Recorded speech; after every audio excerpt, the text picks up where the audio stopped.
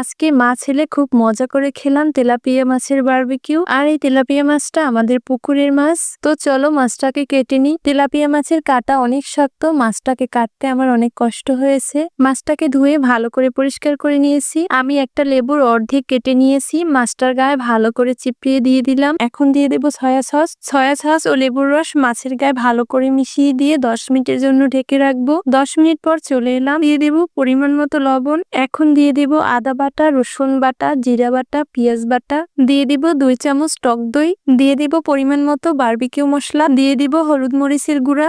এখন সব মশলাগুলো মাছের গায়ে ভালো করে মাখিয়ে নিব।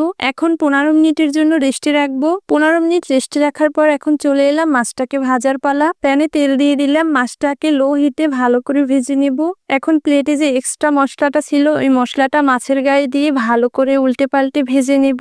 এখন মশলাটা মাছের সাথে কিছুক্ষণ ভেজে নিলেই তৈরি হয়ে যাবে সুস্বাদু তেলাপিয়া মাছের বারবিকিউ।